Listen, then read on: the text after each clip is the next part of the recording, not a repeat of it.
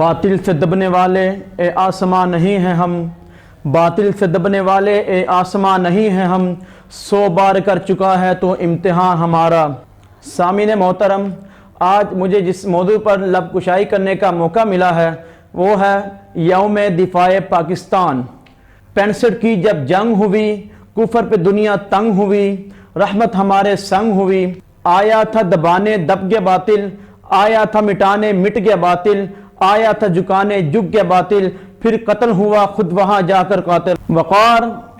ہمت، جرت اور بہادری سے لکھے جانے والے میرے شہیدوں کے لہو کی تاریخ کو یوم دفاع پاکستان کہا جاتا ہے۔ عالی مرتبت چشم فلک نے وہ دن بھی دیکھا جب میرا پڑوسی دشمن ٹینکوں اور توپوں کی فوج لے کر افواج پاکستان پر چڑھائی کرنے کے لیے چڑھ دوڑا،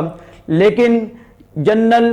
ناتھ چودھری کا یہ خام خیال تھا کہ وہ افواج پاکستان کو حالت نیچ میں دبوچ لے گا، لیکن اس کو یہ خبر نہ تھی، اس کو یہ معلوم نہ تھا کہ میرے سرحدوں کے محافظ، میرے ملت کے سپاہی پچھلی کئی راتوں سے رب کائنات کے حضور شہادت کی دعائیں مانگ رہے ہیں۔ میرے ملت کے محافظ اٹھے، ہمت اور جرت کا لبادہ اوڑے ہوئے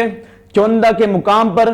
ٹینکوں کا قبرستان بنا ڈالا۔ شہادت کے یہ متلاشی 52 سیکنڈ میں 5 جنگی طیارے ڈھیر کر ڈالے اور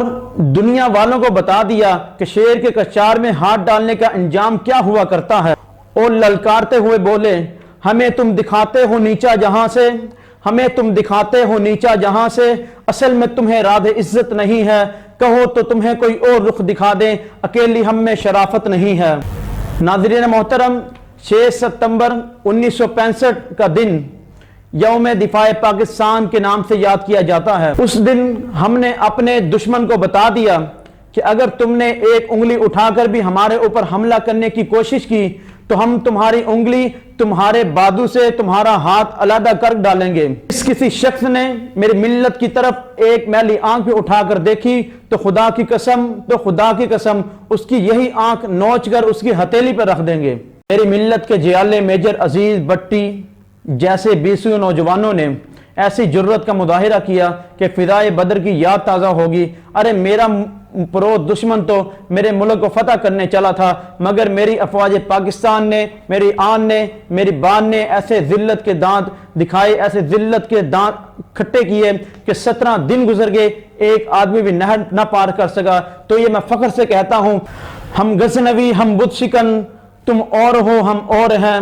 ہم غزنوی ہم بت شکن تم اور ہو ہم اور ہیں، اے سومنات اے برہمن تم اور ہو ہم اور ہیں۔ ناظرین محترم، میری امت کے ایک ایک ستارے میں اتنے شعلے ہیں، اگر یہ برق اٹھا، ایک شعلہ بھی برق اٹھا تو آتش فشاں سے بھی زیادہ تباہی کا ڈالے گا۔ آپ ہی وہ قوم ہے، جی ہاں آپ ہی وہ قوم ہے کہ تمام فرقے، تمام جماعتیں متحد ہو کر اس ملک کے لیے قربانی دینے کے لیے تیار ہیں۔ تو یہ میں کہنا فخر سمجھتا ہوں،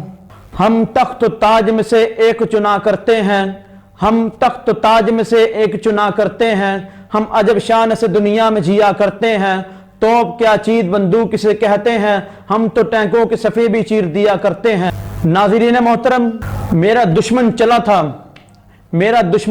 میرے ملک کو فتح کرنے، مگر میری افواج پاکستان نے، میری ملت کے پاسبانوں نے ایسے دانت کھٹے کیے، ایسے ناخن چنے چبوائے کہ وہ اقوام متحدہ میں بھیک مانگنے کے لیے چلا گیا۔ اور آج کا پاکستان ایک ناقابل تسخیر ایٹمی قوت ہے اور